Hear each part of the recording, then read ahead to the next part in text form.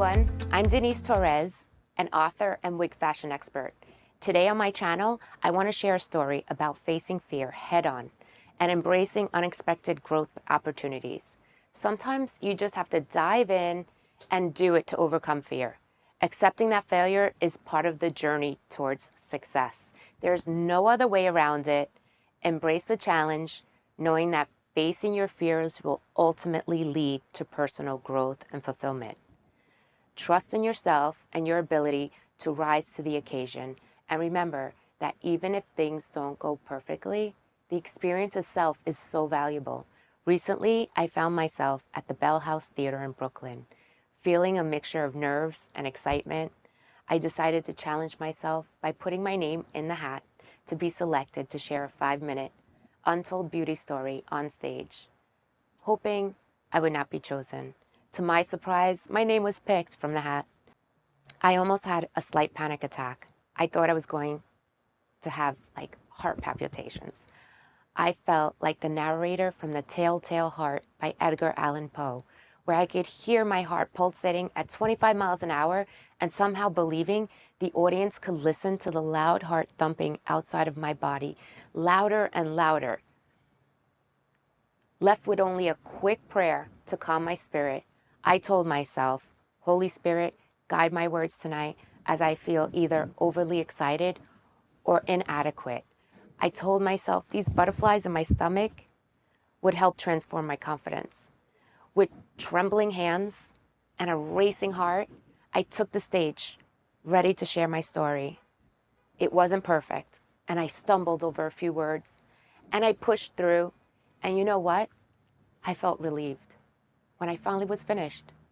I did it, and I didn't faint, even though I had rehearsed my speech multiple times. I strayed a bit from what I intended to convey. I blanked out for a moment, which felt like a century, with a significant pause. That split moment of silence allowed me to hear crickets as the crowd felt the pain of my uncertainty and what to share next. Within seconds, I discovered with a great ending because I caught my thoughts and said, okay, Denise, it's time for the conclusion, wrap it up. I was applauded as they were amazed at how I got unstuck and left a lasting impression with my closing statement. Who knew the importance of the pause, of silence, would be building tension and add impact? My story became suspenseful. I want to conclude my story with the motivation to be ready even if you're not. Take a risk, face your fears, pause when you must, catch your breath, and land grounded with courage.